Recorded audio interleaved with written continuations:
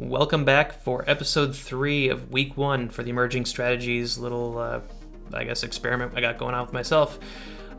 This is probably the closest thing to a bro workout you're going to see out of the 4 days that I'm training.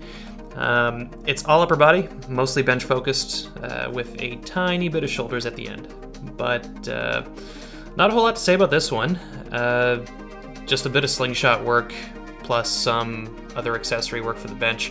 One thing I did want to talk about for this particular bench day is an accessory movement that you're going to be seeing coming up relatively shortly called the Larsen Press.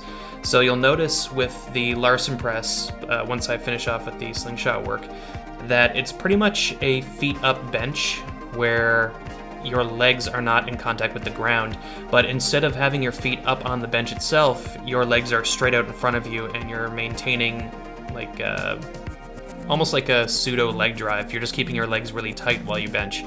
And for me, I find that this is a superior version of the legs up bench or feet up bench, because when it comes to feet up bench, a lot of people will tend to relax their lower body while they're benching, which is kind of counterintuitive if you're in the process of competing in powerlifting, or if you're training for powerlifting or strength training. You want to remain as tight as possible during the movement itself so that you can transfer as much force from your legs into the bar as possible. Powerlifters will know what I'm talking about, but for some people who are maybe a little bit inexperienced with bench pressing, that might sound like a whole lot of voodoo, trying to use leg drive when you bench, but maybe I'll do a video on that later.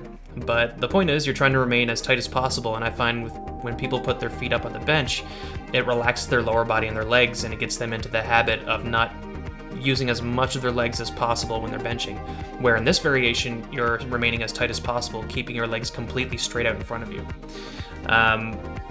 Although, one thing I will say about the feet up bench itself, if someone has lower back pain and they find that they have a bit of extension intolerance, then it's likely providing that extra leg drive into the floor when you're doing competition bench might be a bit painful for some people.